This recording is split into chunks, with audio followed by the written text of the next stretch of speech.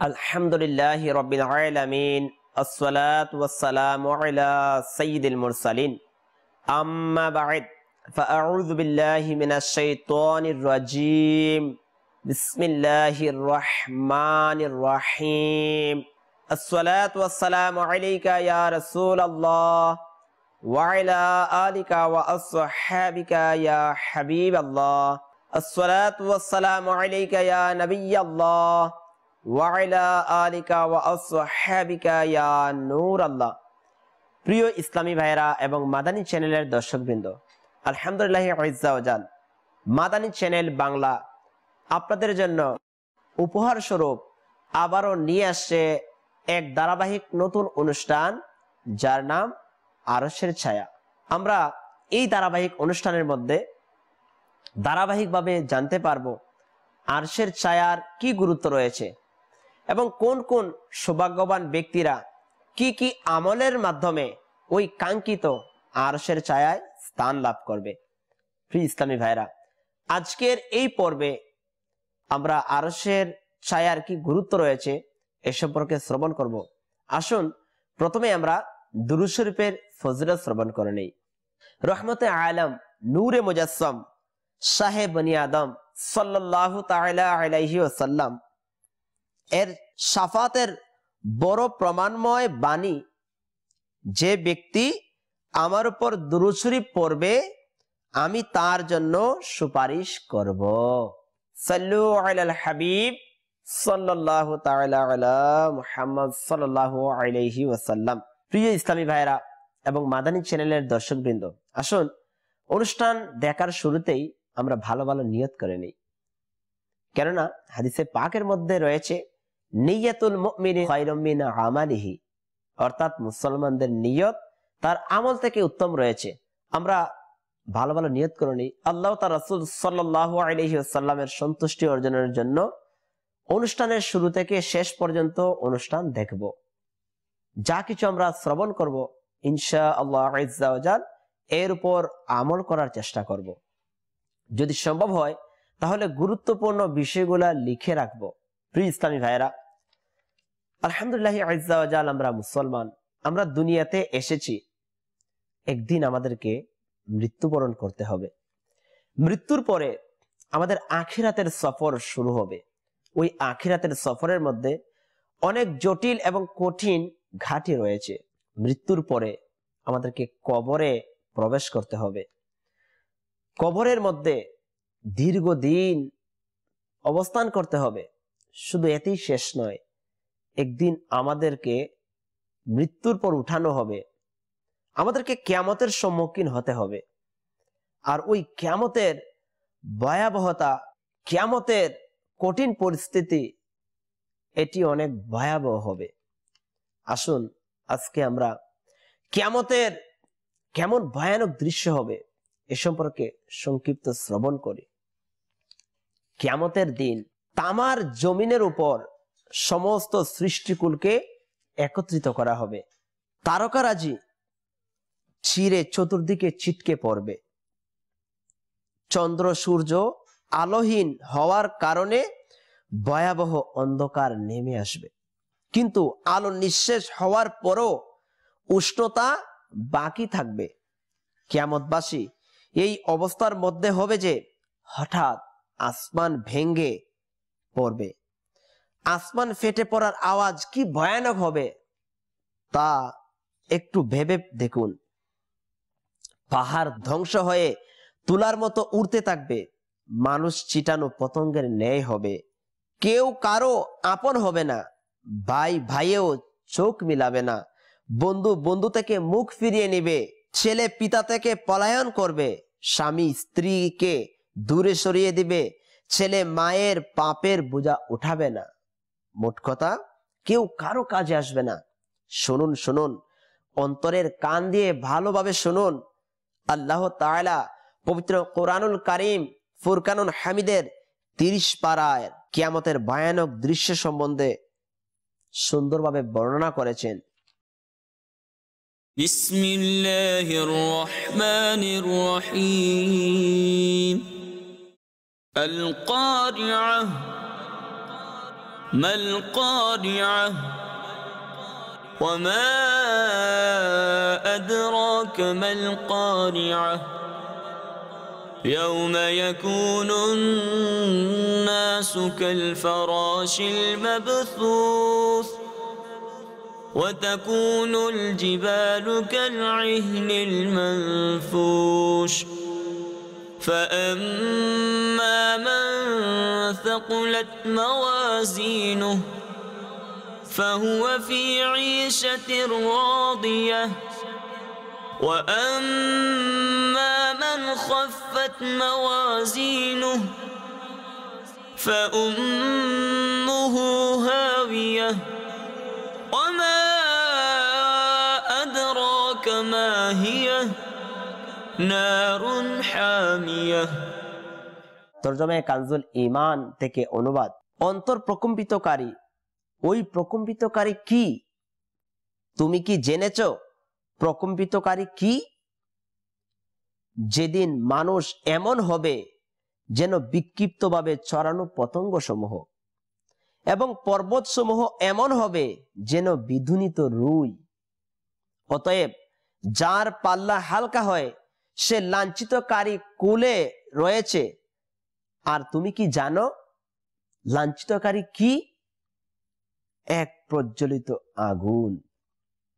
প্রিয় ইসলামী ভাইরা এবং মাদানী চ্যানেলের দর্শকবৃন্দ, আমরা পবিত্র কোরআনুল কারীম থেকে কিয়ামতের ভয়াবহ অবস্থা সম্পর্কে আমরা শ্রবণ করলাম, যে ওই কিয়ামতের ময়দান এটি কেমন কঠিন হবে।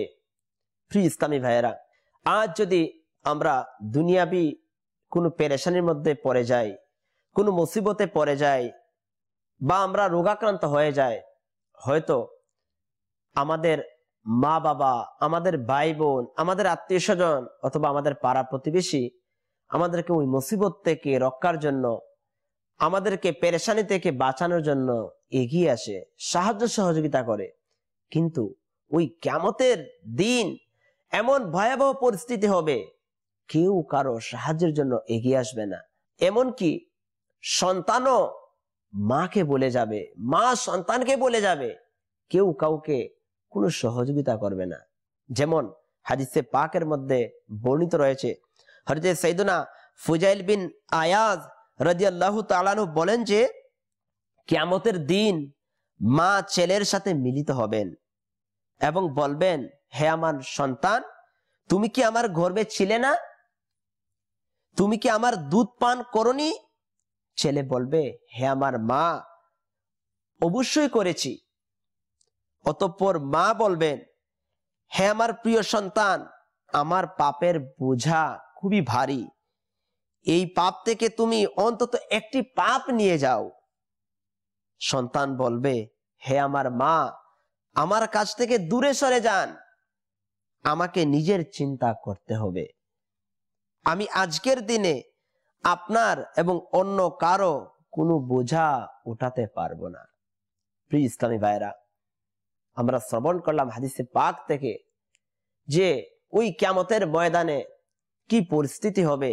যেই সন্তান মা বাবার জন্য দুনিয়াতে জান উৎসর্গ করে দিত, যেই মা বাবা সন্তানের জন্য দুনিয়াতে জান উৎসর্গ করে দিত, ওই মা বাবা, ওই সন্তান ওই সময় একে অপরকে ভুলে যাবে, কেউ কাউকে সহযোগিতা করবে না।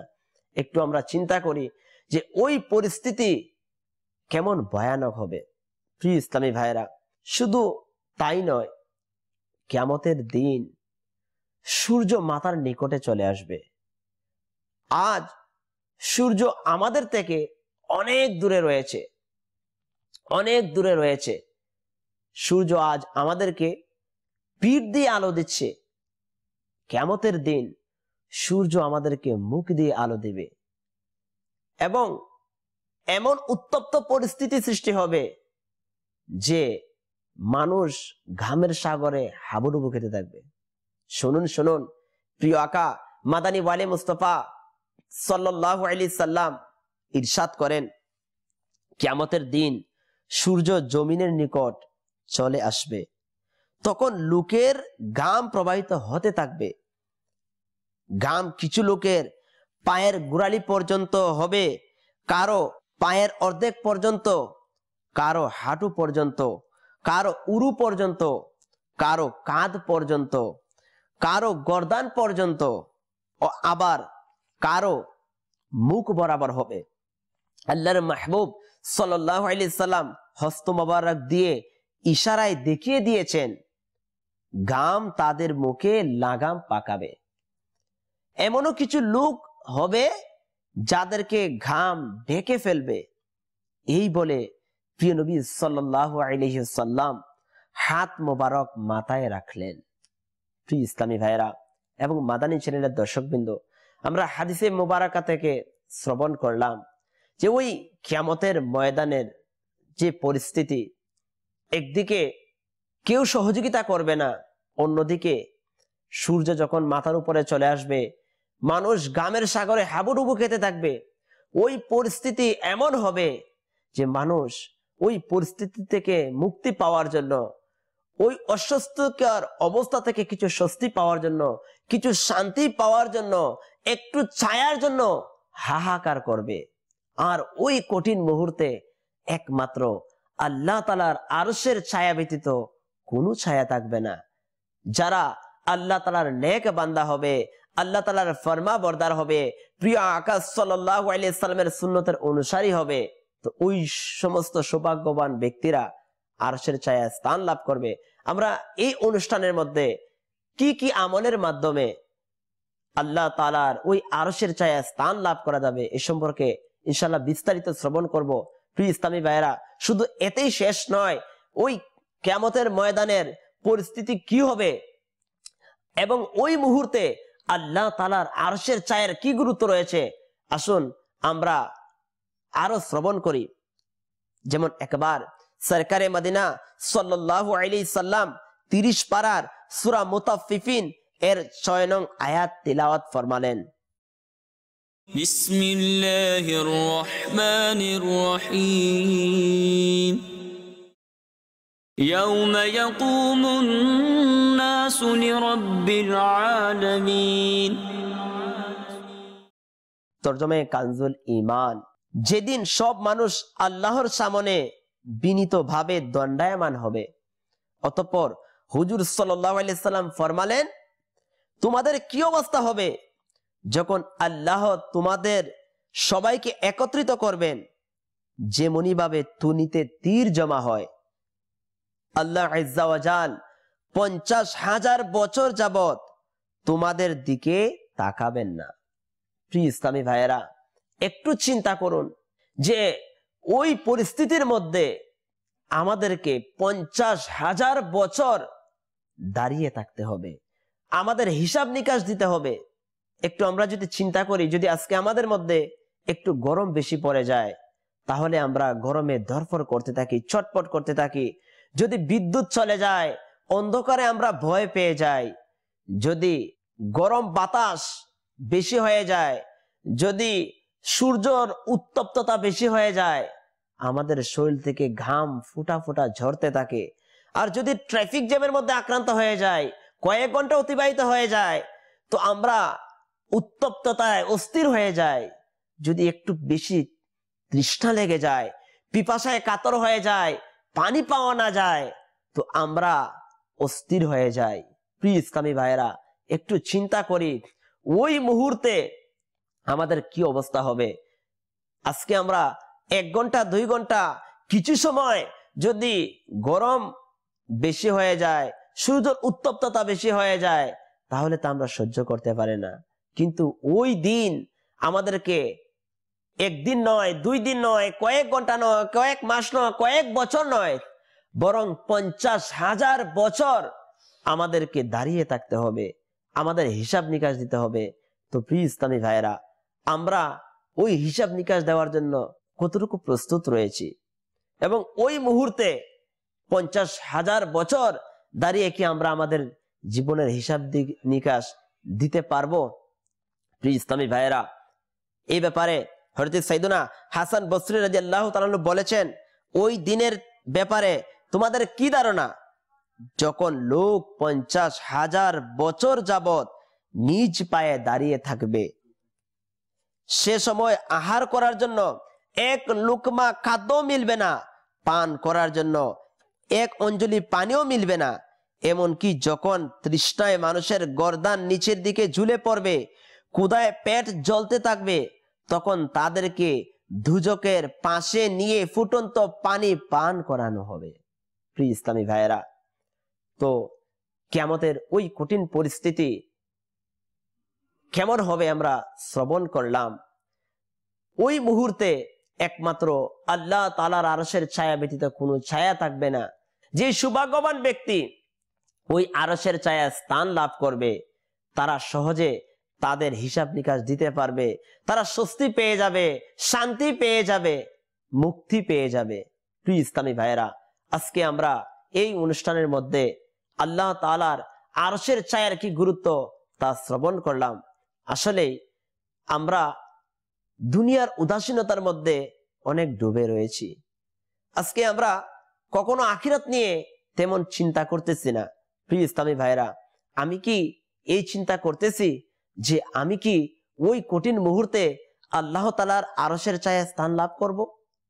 আমি কি আল্লাহ তাআলার আরশের ছায়ায় স্থান লাভ করার মতো আমল করতেছি?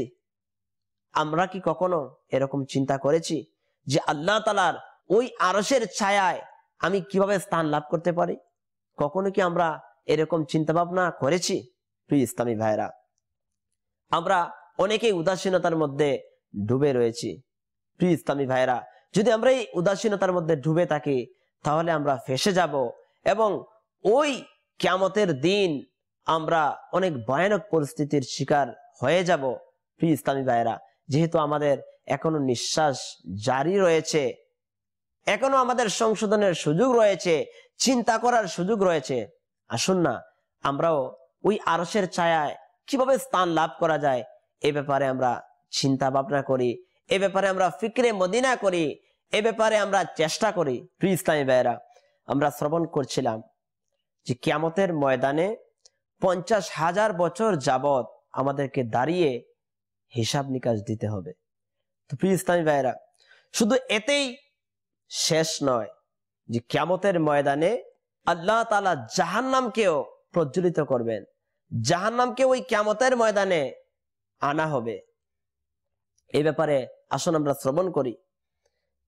আমিরুল মুমিনিন হযরত সাইয়েদনা ওমর বিন খাত্তাব রাদিয়াল্লাহু তাআলা আনহু হযরত সাইয়েদনা কাবুল আহবার রাদিয়াল্লাহু তাআলা আনহুকে বললেন, হে কাব রাদিয়াল্লাহু তাআলা আনহু, আমাকে ভীতি প্রদর্শনকারী কিছু কথা শোনান।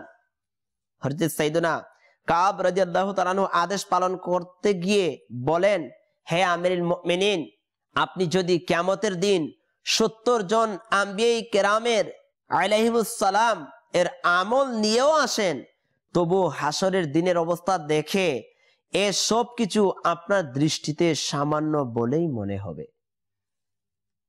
একথা শুনে আমিরুল মুমিনিন কিছুক্ষণের জন্য মাথা নিচু করে নিলেন। অতঃপর যখন ভাবাবেগ কমে এলো তখন বললেন, হে কাব, আরো কিছু বলুন। আরজ করলেন, হে আমিরুল মুমিনিন, যদি জাহান্নাম থেকে ষাঁড়ের নাকের ছিদ্র পরিমাণ অংশ পূর্ব দিকে খুলে দেওয়া হয়, তবে পশ্চিম প্রান্তে অবস্থানকারী মানুষের মগজ সেই উত্তাপে বিগলিত হয়ে যাবে।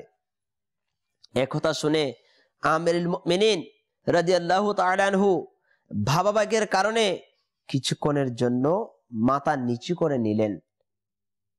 হযরত সাইয়েদনা কাবুল আহবার রাদিয়াল্লাহু তাআলা আনহু আরো বলেন, যখন কিয়ামত সংঘটিত হবে তখন আল্লাহ তাআলা পূর্ববর্তী ও পরবর্তী সকল মানুষকে একই ময়দানে সমবেত করবেন। অতঃপর ফেরেশতা অবতীর্ণ হয়ে সারি সারি লাইন বানিয়ে দিবেন। এরপর আল্লাহ তাআলা ইরশাদ করবেন, হে জিব্রাইল, জাহান্নামকে নিয়ে এসো। তখন জিব্রাইল আলাইহিস সালাম জাহান্নামকে এমন ভাবে নিয়ে আসবেন যে সেটির 70,000 লাগামকে ধরে টানা হচ্ছে। অতঃপর জাহান্নাম যখন সৃষ্টিকুল হতে 100 বছরের দূরত্বে আসবে, তখন এমন বিকট আওয়াজ গর্জে উঠবে যে সমগ্র সৃষ্টি জগতের হৃদয়ে প্রকম্পিত হতে থাকবে। অতঃপর দ্বিতীয়বার যখন গর্জে উঠবে তখন সকল নৈকট্যশীল ফেরেশতা ও নবী রাসূল হাঁটুতে ভর করে পড়ে যাবেন। অতঃপর যখন তৃতীয়বার গর্জন করবে তখন মানুষের কলিজা কণ্ঠ পর্যন্ত এসে পৌঁছাবে এবং জ্ঞান লোপ পেয়ে যাবে। প্রিয় ইসলামী ভাইরা, আমরা শ্রবণ করলাম যে কিয়ামতের ময়দানে জাহান্নামকেও আনা হবে, আর কেমন ভয়াবহ অবস্থা হবে যে আমরা শ্রবণ করলাম যে ওই কিয়ামতের ময়দানে যদি 70 জন আম্বিয়া কেরাম আলাইহিস সালামের আমল কেউ নিয়ে উপস্থিত হয়, এরপরও ওই পরিস্থিতির কারণে ওই মুহূর্তে এটা খুবই নগণ্য মনে হবে। এবং এই জাহান্নাম কেমন ভয়াবহ অবস্থা হবে যে 70,000 লাগামকে ধরে টানা হবে। আর যখন 100 বছর দূরে থাকবে জাহান্নাম, আর ওই জাহান্নামের গর্জনের আওয়াজে মানুষের কলিজা কণ্ঠ পর্যন্ত এসে পৌঁছবে। প্রিয় ইসলামী ভাইরা, কেমন ভয়াবহ পরিস্থিতি হবে ওই কিয়ামতের ময়দানে। আর ওই পরিস্থিতিতে মানুষ একটু স্বস্তি, একটু শান্তি, একটু ছায়া পাওয়ার জন্য ছুটাছুটি করতে থাকবে। আর ওই মুহূর্তে আল্লাহ তাআলার আরশের ছায়া ব্যতীত কোনো ছায়া থাকবে না। একমাত্র আল্লাহ তাআলার আরশের ছায়ার মধ্যে সৌভাগ্যবান ব্যক্তিরা, মুমিন মুসলমানেরা ওই জায়গার মধ্যে আরশের ছায়ায় স্থান লাভ করবে তাদের বিভিন্ন আমলের কারণে, বিভিন্ন কর্মের কারণে।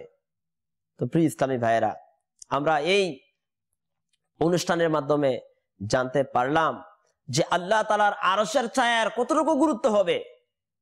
এই ভয়ানক পরিস্থিতি থেকে মুক্তি প্রাপ্ত ব্যক্তি যখন কিয়ামতের ময়দান কায়েম হবে, যখন 50,000 বছর দাঁড়িয়ে হিসাব দিতে হবে এবং ওই মুহূর্তে জাহান্নামকেও আনা হবে, ওই কঠিন পরিস্থিতিতে মানুষ গামের সাগরে হাবুডুবু খাবে, ওই মুহূর্তে একমাত্র আরশের ছায়া যারা স্থান লাভ করবে তারাই শান্তি পাবে, তারাই মুক্তি পাবে, তারাই স্বস্তি পাবে। তো প্রিয় ইসলামী ভাইয়েরা, একটু চিন্তা করে দেখি যে আরশের ছায়ায় স্থান লাভ করা কতটুকু গুরুত্ব রয়েছে।